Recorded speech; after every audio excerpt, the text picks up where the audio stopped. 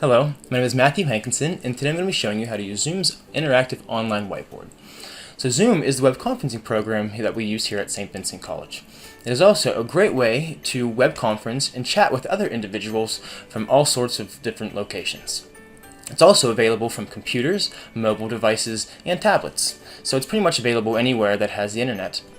So one thing that I'm going to show you again is how to use its interactive online whiteboard, which is a great tool to be able to collaborate and learn together. So the first thing that we're going to do is open up a web browser. And then we're going to go to zoom.us.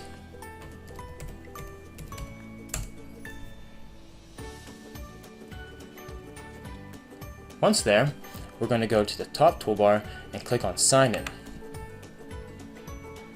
Here, we're going to enter our information and click on the blue Sign In button below.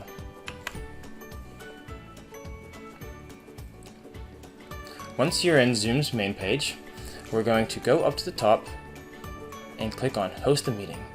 Here, you can do it with the video on, a video off, or just screen share. I always like to do the video on because it adds a little bit more of a personal feeling. Next, we're going to click on Open the Zoom Meeting in the pop-up box.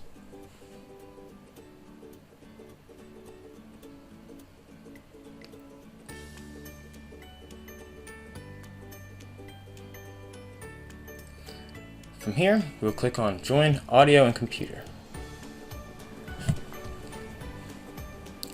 This will open up your webcam and microphone option on your computer, so people can hear you and see you. Next, we're going to click on Invite Participants, that way we can join and collaborate with each other. Here we can just click on Copy Invitation down at the bottom, and then email by copy and pasting this information inside the message and sending it to whoever we want to join and collaborate with.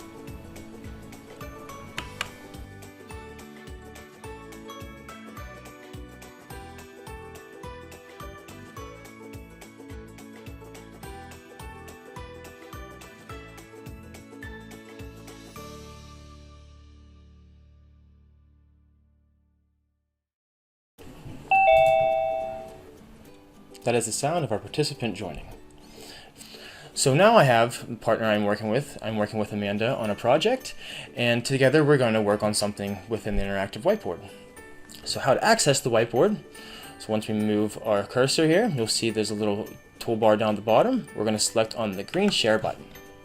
From here we have all sorts of things that we can share, but in the top we're going to select whiteboard and then hit the blue share button in the bottom corner.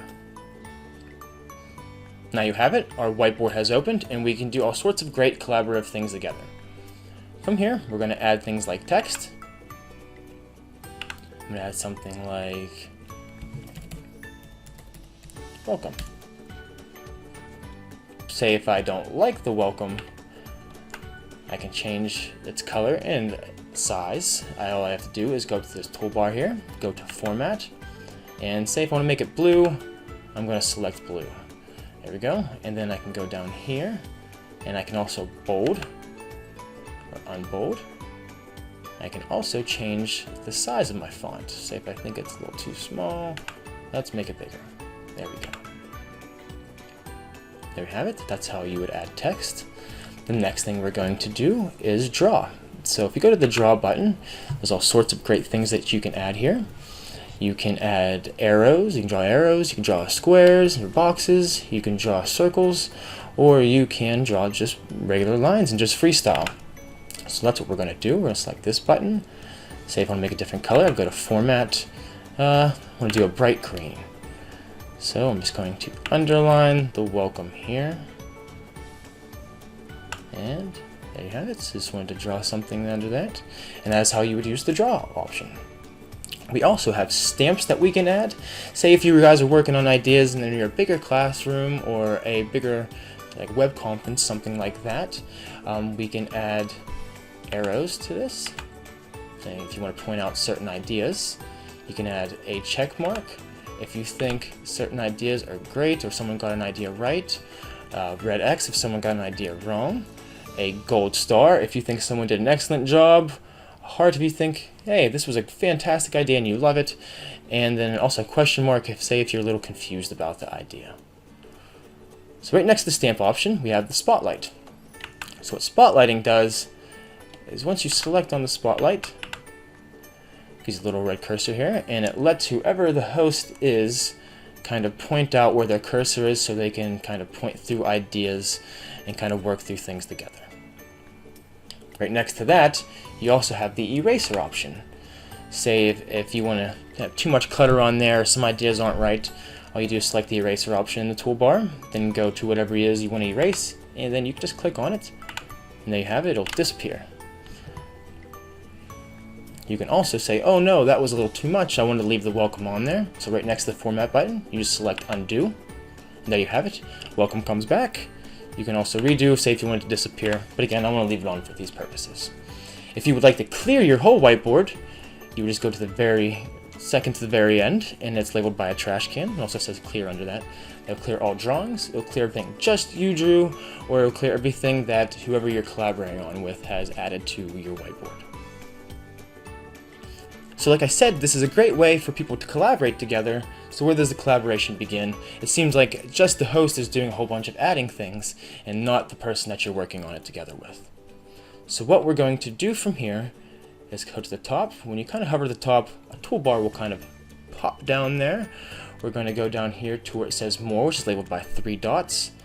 And you can add, or you can disable or able participants to be able to join and annotate with this whiteboard. You can also make sure that you are adding names, or you can hide or show the names of the annotators. That way you can make sure whoever's collaborating with, today I'm working with Amanda, so every all of her ideas will be labeled with her name. So, just to show you an idea that someone else can collaborate with this, I'm going to select this so you just see my cursor, and then Amanda is going to do some things on her end. Let's say if she wants to add text.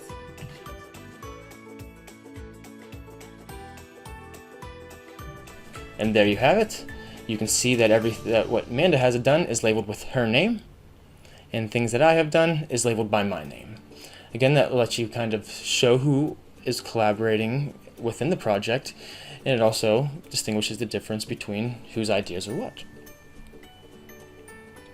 Say if you think these are some great ideas, what you can do at the very end is click on the Save button. The Save button will save all the work that you have done so far.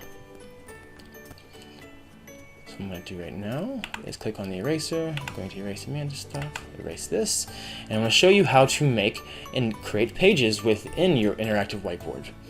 So say if you would like to do something with this one, you want to add a chart. Have a chart on this screen. We're going to do a T-graph on that one, and you wanted to add a second page, because the first page we're going to do a T-chart, the second page we're going to do something else. You're going to go down here to the bottom option, which looks like a kind of a square shape with a plus sign.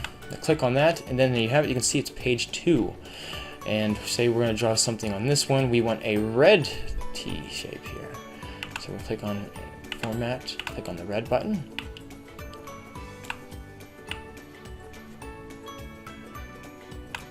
Let's help you to label things. So we're going to do, say, good on this side,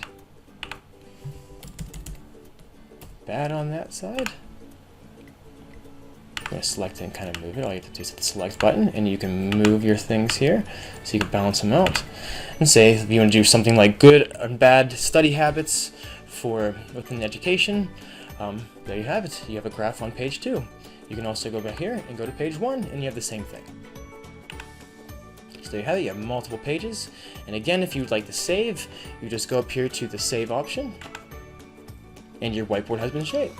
You can also see the folder which you have saved it in. Say if you are done collaborating now, and you are finished, all you have to do is go up to the Stop Share option. We're going to click on that. There you have stopped sharing your whiteboard. And then we'll just say if you're done with the whole meeting altogether and you will meet Amanda at a later date, all you have to do is click down the bottom, End Meeting, and then there you have it. You are finished with your meeting in Zoom, and you have saved all your information to work on a later date to say maybe another Zoom meeting. And there you have it. That is how you use Zoom's interactive whiteboard.